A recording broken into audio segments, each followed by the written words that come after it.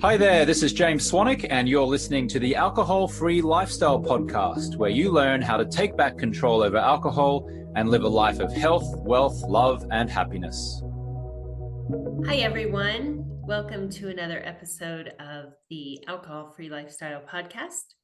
I'm head coach Victoria English, bringing you a special interview today with a member that you may have heard from before when he hit his 90 days. Ronnie Bourgeois from Boston, Mass. is here joining us again as he hits 1 year alcohol-free on July 5th, 2024, the day that this episode will be dropping. Ronnie's here to talk about reaching 1 year alcohol-free and some changes, challenges, and opportunities that have come into his life since you last heard from him. Ronnie, my buddy, welcome back. Thank you, Victoria. Thank you. So let's just soak this in for a moment. Ronald Bourgeois is 1 year alcohol-free. Talk to me about that. I get choked up when you say it, and that's probably why you guys are interviewing me, because I get real and genuine, and it just is. It's really hard to believe, because when I think about it, it's 365 days, right? And so every day you make a conscious decision to do the right thing or not, so it's kind of it's an everyday thing, but it's it's not you get rewarded. So anyways, throughout my 40 years of drinking and partying, I promised myself, I probably made 300 broken promises. So now I've made 300 fulfilled promises. So that's really cool. What a beautiful way to put it. You made over 300 broken promises, and now you've made, well, when this drops, you'll have made 365 fulfilled promises. Exactly. So that's why I get a little overwhelmed when I put it in that perspective. Absolutely. Well, this is, I call it a very cry-worthy milestone. For our listeners, if that resonates with you, broken promises, you're not alone. And in this program is many things. It is releasing the alcohol and so much more. Ronnie, can you touch on that about not just releasing the alcohol, but stepping into integrity? What does it feel like to live in integrity now? Yeah, well, in the beginning, the first goals are, let's stop drinking, right? Let's get healthy. Then you don't realize, but then there's a lot of growth that goes with it, because now you can be all you can be. You can be your best version or a better version. And so that's kind of been my motto, is trying to be my better version. And we're still going to make mistakes. We're still going to be human. But the alcohol isn't going to affect those mistakes. And you can definitely like my mistakes aren't disasters. And it's stuff I can deal with. And usually I can see stuff coming out. So it's been a lot of personal growth of just trying to do the next right thing. So that's a big thing. And then one day builds after another, builds after another. So you reach certain plateaus. And then the bar, as we say in Boston, just keep getting higher and higher. Well said.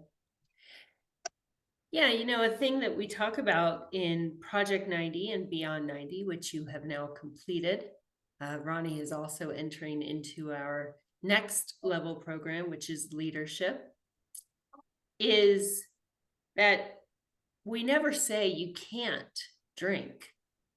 We joke that, heck yeah, we can drink. We could drink most people under the table. It's about choosing. And in the beginning, during Project 90, it can be tough, right? A lot of feelings come up, a lot of emotions around, like you said, the broken promises, the way that we've let ourselves down, let down our loved ones. And then the wins start to build. So it's not that you can't drink, it's making a choice and recognizing what that drink will cost you. You mentioned integrity. What else would a drink cost you? You'd have a moment of ease, right? That moment of dopamine rush, you get that. And then, but you'd lose so much more. You know, there's a huge price you pay for it. And that's a manufactured high. It's not a natural, it's not the way our bodies are intended. It's a chemical substance that was man-made. It's not nature. So it's not natural. So what would it cost me? So it would cost me my health, where I'm going. I might be able to get away with one, but it doesn't stop at one for me. I know that. So and now, I am able to live a more truer life. Like I said, I still got my issues, but they're so far less. And it's been a great growth situation. That's what I didn't anticipate. And then the friendships that I've encountered along the way too. Um, it's a lot more genuine conversation. So the other part of what you would miss if I drank would be a little bit camaraderie with some people. But that camaraderie is it's fluff. It's not. There's no substance to those conversations and those communications. Whereas now, you're really talking legitimate, heartfelt, sincere comments versus the BS that we try to say to be funny and humorous, and and sometimes insulting. Sometimes you take it too far. Yes, great point. That 30-minute high from a drug can facilitate that initial connection, right? It puts our mind at ease, it loosens the tongue. And so, yeah, for 30 minutes, we're fun, we're affable, conversation flows. It takes practice to become accustomed to having social engagement without that lubricant. And now, Ronnie, as a non-drinker, you've had opportunities to observe what happens later in the festivities and how Yes. things go south. So people start repetitive communication. They slur their words. They even get on incoherent. It's like, what did you just say? I'm like, I can't understand you. You're not making sense. And then obviously it goes further from there. We know that. We know that all the stuff people can do that's negative. I'm glad you and I were never like that when we were drinking. Yeah. Slurring words of what do you speak?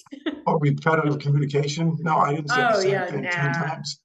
It wasn't funny the first time. It's not funny the 10th time. Yeah. Let's talk about humor. Many folks will say, I need alcohol to socialize and to be funny. What have you found about yourself and your Project 90 and Beyond 90 friends, as far as us needing anything to have a sense of humor or personality? Well, you're quicker now than ever, and it's all fun. So I find everybody really laser focused and quite intelligent. There's no everybody's got something to offer in their own unique perspective, and it's been wonderful meeting everybody. And I never anticipated that. That was something I never anticipated. Tell us about Sedona. So Sedona, that's an annual retreat that AFL has in different locations. I believe next year is Columbia. So they do them, and all the members come.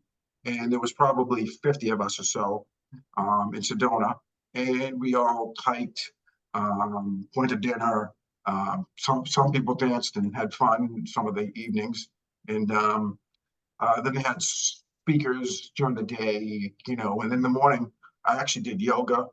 What was the other one? Pilates. You did and then Pilates? We did polar plunges. And had I not been in front of 30 women, I would have gotten them. So there was a little peer pressure there to stay in the water.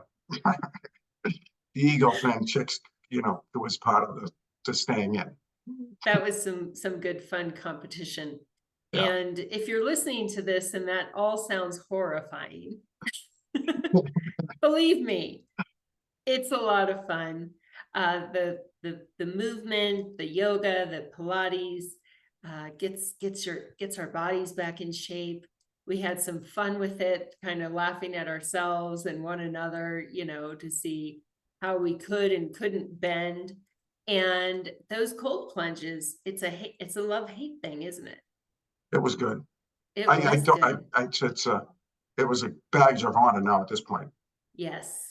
And it also gets the dopamine and the serotonin and I don't know about the serotonin. I don't know if it's calming, but it sure gets the endorphins flowing. Definitely. Mm-hmm. Yeah. So the purpose of everything we do in our program is to facilitate the healing for the brain and the body. And as you've learned, Ronnie, it takes up to, and likely more than 1 year for PAWS, post-acute withdrawal syndrome, to subside. There have naturally been highs and lows during this year. Some things have come easy, some things have been challenging. How has the ongoing support been useful to you? For me, I need the accountability and the friendship, the camaraderie, hearing different people's struggles, and then being able to communicate my struggles, and being honest and open about them. I mean, you don't need to let it all out there, the specifics, but you can definitely talk about. Recently, someone was talking about how a drink would be attractive, or whatever, and the fear of missing out. And we all got to chime in on our perspective on that, and it was pretty cool, because I think everybody feels it's not a unique feeling, but everybody's perspective is unique to them. Agreed. Yes. When members join Beyond 90, there is no expectation that we have checked the box with alcohol. In fact, the science indicates that at 90 days, we've started to build those new neural pathways. The addictive pathways are starting to calm down a little bit. And science demonstrates the importance of continuing to nurture those new neural pathways so that over time they become the default. And so when a Beyond 90 member says, I'm having a craving, or this is weird, I'm kind of negotiating or missing a drink. It's not, we're not clutching our pearls and saying, oh my gosh, are you kidding? It's quite the opposite. More often than not, it's people saying, I've been there, and this is what helped. Exactly. Mm-hmm. It's been the accountability. I wouldn't have been able to do this by myself, as I demonstrated 300 plus times, Phil, and you know what I mean. So it's I can't believe that I'm pulling this off. I can. It's really unbelievable. Yeah, but I am. I can believe it, Ronnie. Yeah. Talk a little bit about that. It's normal. I describe that first year especially as feeling a bit like you're walking on a tightrope. And if you look back or you look down, you fear you'll fall. For me, I jump in with everything I've got. So it's been pretty easy. When I go after something, we're all high achieving people, so everybody's got a certain amount of motivation and a certain amount of drive. So I think it's been, once you make a decision to jump all in, there's no looking back. So that's one thing we've got going for us. And yes. I am proud of that I've been able to jump all in and give it everything I've got. And, you really have. So nobody can take that. That's a fact. Mm-hmm. And yet, even with your full commitment, and I will say for our listeners, Ronnie has been one of the most committed members to this journey. He gets on the calls, he gets on the polos, he's honest, he's vulnerable. There were times where you would still have some future tripping, as I call it, fear about an event that's coming up or something like that, that would cause you some stress and some worry. And I understand why, because you've never gone on these sorts of trips, the boat trip, the famous boat trip, without drinking. And so it makes sense. What was it like to have the coaches and the other members believe in you when those moments of self-doubt would creep in? It was definitely helpful. And so I personally, everybody's probably got their own little things they do. Maybe it's a sporting event or whatever. But my wife and I personally, we charter boats, and I owned boats over the years, and it was always a drinking situation, always. So everybody's kind of had fun with me a little bit, and because I've talked about these trips, and we just went on one a couple weeks ago, and it was challenging. Part of the routine of that specific trip, part of the routine for the guests is drinking. So I was kind of like a third wheel. So it was uncomfortable. But I got through it. And the organization, I was able to polo. I actually got on a couple of calls and worked out for my schedule. And one of the members and I actually made a bet with each other that we wouldn't drink. And both of us got through it because he had a similar type trip that he had with he goes to the Bahamas, and he had a bunch of people that he was with. It was a similar situation. So we both came through with flying colors, and it was great. It was great to get it behind me. And the other part of it is, I don't know if I want to, there's a phrase, if you're in the barbershop enough, you're going to get a haircut. So I don't know if I necessarily want to be in that environment as much as I used to. I might change and modify what I do in the future. That's all. So, but it was good. It was good to get it behind me. It was good that we had to face the challenge, and it was good to not partake. And then there'd be times where I was next to, on the boat, they have all the fixes, all the alcohol. And I'd have a flash thought of, oh, I could get a drink. But immediately I dismissed it, and I made the right choice. I was committed to what I was doing, and I was kind of prepared. I knew going into it. I wasn't winging it. I was prepared to. I had resolve. Absolutely. And there's no shame in having those thoughts. Those thoughts are normal. One of the things we talk about a lot is not trying to control our thoughts, letting them come, and recognizing that a thought is simply that, a thought. It doesn't mean that we have to act on it. Right. Taking that drink would have taken you out of integrity. It would have messed with your now stable levels of serotonin and dopamine and GABA and cortisol and adrenaline and all of that. And you would have known. Yes. So that's the cost of that drink. And I don't know how to say it, but the other part of just being alcohol free, it's really helped me to be what I want to be. It was never true. I don't know how to explain it. I was never in congruence with. I never felt comfortable. I always knew the drink always it hid. It was like kicking the can down the road of facing what your demons are, or facing what you're gonna face.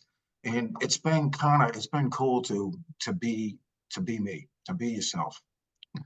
It's still a work in progress. There's no question, but it's a lot easier to work being alcohol free than it is. It's hard to work on yourself when you get that going, when the alcohol is part of your life. Absolutely. And we're all a work in progress. That's part of the fun, really. It is. I welcome it, and I welcome the vulnerability. And that's one of the things you personally have taught me, Victoria. So good for you. It was a piece of cake, Ronnie. You weren't a tough nut to crack or anything. Now I'm a big emotional, big sharing emotional person that I'm good with sharing. It's all good. It's beautiful. It's beautiful, and it inspires others. And I was sharing with Ronnie, I've shared this in the past, but we have at least 2 people who came into Project 90 based on his first podcast episode. And part of that is because of his vulnerability and honesty. Here he is, this tough, hard-nosed guy from From the Boston, Northeast. from the Northeast, no nonsense, no BS. And he had a tough coat of armor. And when he released that, it moved mountains in your life, Ronnie. Yeah. And that's the part about being more genuine, right? You're not really being, you're obviously being everybody's being, but you're not being what you can be. And you're not being genuine. You're not being authentic. And you can still be that tough guy when needed. Of course. Yeah. You're not walking around just being a big old softy, big old sap. You have your place where you can get in touch with those things and be who you need to be in different settings. You have mentioned, however, that getting in touch with yourself, releasing the alcohol, allowing your brain to heal, because again, if you haven't heard this on a podcast, you will. We mention it frequently. When we are in the cycle of drinking, whether we are actively drinking in that moment or not, our amygdala, which is the fight or flight part of our brain, is in overdrive. The prefrontal cortex, the SMOT, as Ronnie would say, SMOT pot of the brain, the prefrontal cortex it's not all there. And so if you find yourself being reactive, short-tempered, perhaps not always intentional and kind with your words, much of that is due to the alcohol and what it does to our brain. And so, Ronnie, you've not lost your edge. In fact, your business is going better than ever. You've mentioned how it has, however, translated into your relationships with your staff and colleagues and such, that you're not as short-tempered, not as quick. Tell us about that. I'm definitely patient with people, and I try to listen to their perspective. Now, that doesn't mean, like you said, it doesn't mean I'm going to agree with them, but I'm going to listen, and I'm going to respond versus react, right? And take a breath and think about their perspective. And sometimes they are right. You're right. We should do it that way. Okay, I'm listening. And then other times I'm going to be like, I don't agree with you. So, and you can say it in a reasonable way, right? There's ways of saying things and there's ways of saying things. So I can say it without attacking. I can just say it as a matter of fact way. So it's been good. We've got a good energy in the office. And it's a joking office. I work with women. So I always kid with them, and I'm like, hey, sexual harassment goes 2 ways, girls, So, but we've got a good energy going, and we're a good little team here. And then so I'm a real estate guy, and I have maintenance guys out in the field. So, we just work to get things done, get things accomplished, and try to do the next thing. And everybody's trying to make a living, and we try to help people. So we do rentals. We help a lot of people find homes. So it's rewarding in that regard too. So I have some real rewarding transactions where we help people that are in need. You've shared some of that with us. That's tremendous. You have a heart for service, a heart to help others. Yeah. Plus, I make a little money too. It doesn't hurt. That doesn't hurt. Well, it can be both. Isn't that a great it's a little way to go both, through exactly. life? Yeah. It can be both. You've also been a good friend to others in the community. I know that you are very appreciated and respected. Nice. So speaking of the women in your office, making jokes about how good you look, let's talk about your health. So I'm the lightest I've been. I'm probably down 10 pounds from when a year ago. And I'm not the biggest guy in the world anyways, but I work out every day. And in 365 days, I have probably worked out 335 of those 365 days. And on the 30 days I missed, I was traveling. I was in a situation where I wasn't available. Whereas when I would miss in the past, I was calm because I was hungover. So I wouldn't show up, and I didn't want the guys I work out with to see me in that state. So I probably was working out more like 280 out of 365. And a lot of those workouts weren't to the level of the workouts we're having now. So, and then I'm eating right, it goes hand in hand. You watch your health. You're not taking those calories on, those empty calories, sleeping good. That's a big part of the equation. So the health is just a whole nother situation. And then obviously we're going to give ourselves a chance for a longer life than if we were drinking and partying. It's just a fact. Now, that doesn't mean we all couldn't get hit by a car tomorrow or some illness could overcome us, but we're definitely increasing our odds. That is a fact. It's a statistical fact. Absolutely, positively true. Yes. It's not always about the weight loss either, because you said you've lost 10 pounds, but physically you look so different. And so I know you lift and things like that. I'm guessing your distribution of weight has changed tremendously. Your muscle mass, your fat I talk to percentage. the guys I work out with, and I'm like, I don't want to lose muscle. I want to lose fat, right? We don't want to lose a mass. We want to lose, from your stomach or that type of thing. And I believe that. So it's been going well. And my trainer's like, I can't believe, the year you've had. And so I've shared some of my, we have sometimes profound comments, once or twice a month, or even more than that. But there's some profound stuff that goes down. And he's like growing from it too. He can't, he's a really good, wholesome guy. And so he's pretty pleased with what's happened to me as well. Because I've been working out with him for 5 years.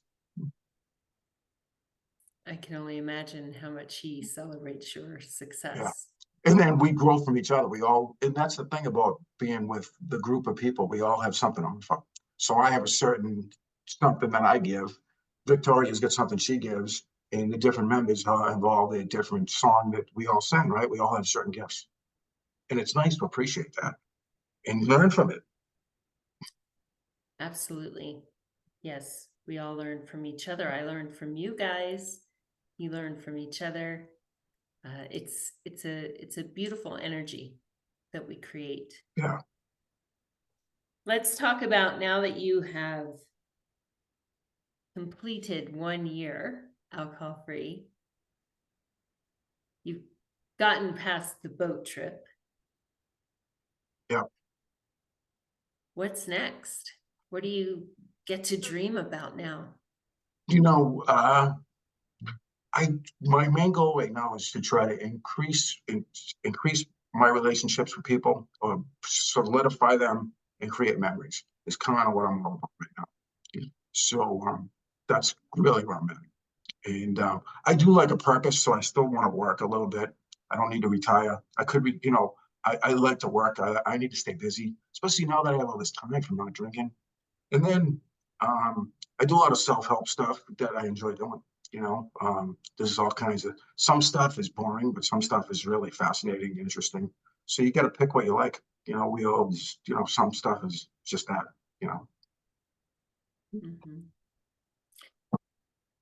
I'm pausing because I'm just reflecting on the Ronnie I met a year ago. And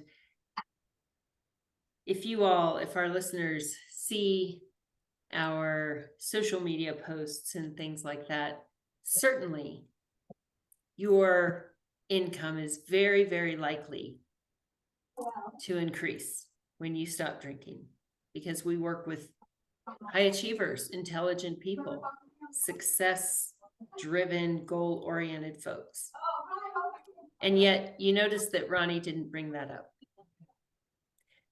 I rarely have people at the end of of 90 days or 1 year say, oh, the best part is that I made more money.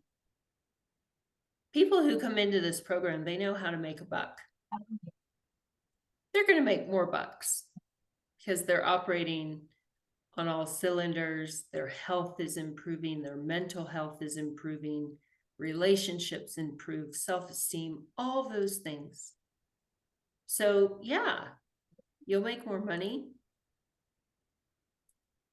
It's the immeasurable things that people talk about during these interviews. Yeah.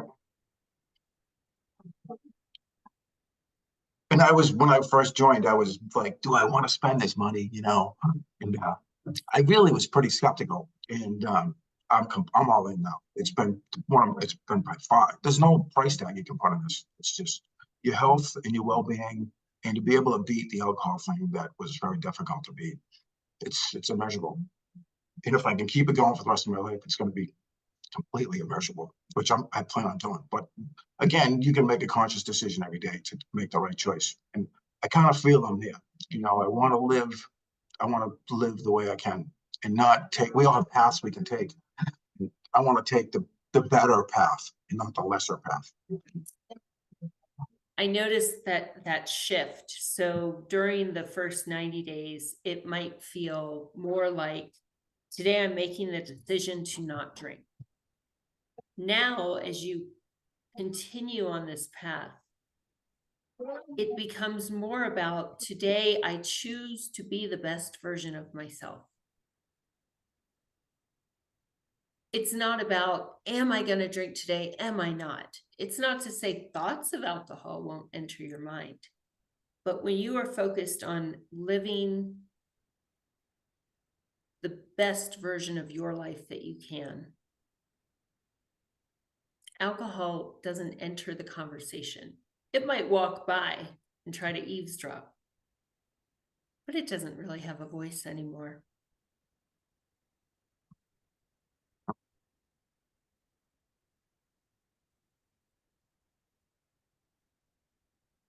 Sound about right? It does. Mm-hmm.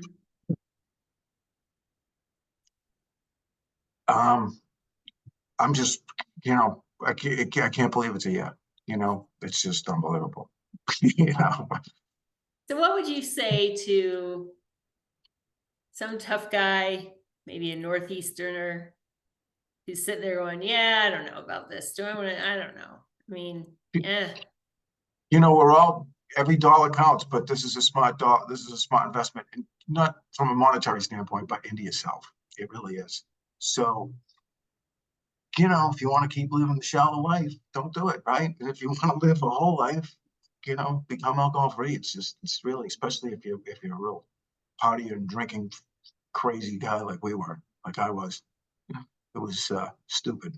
You know, there were moments of fun, but then it just wasn't right. and I think anyone who's struggling with their drinking deep down knows that it's not right. It's not right. And at our ages, 40s, 50s, beyond, we're aware of our mortality.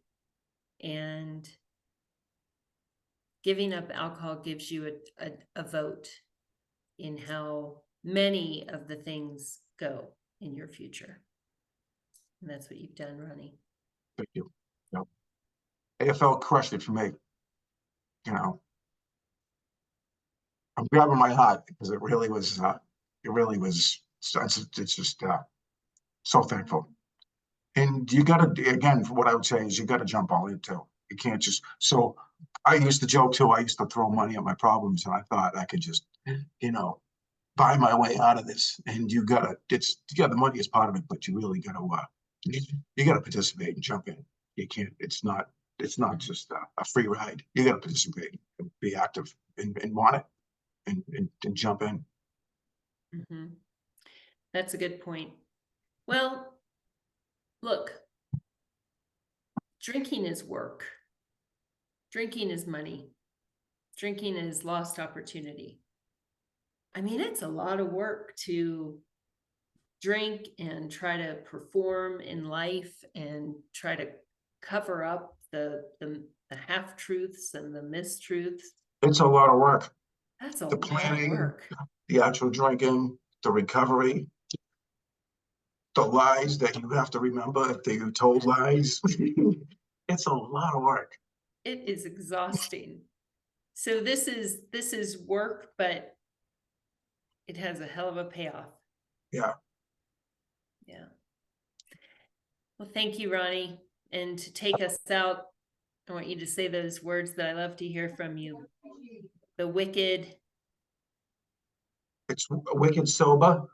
Wicked And, sober. get after it and seize the day.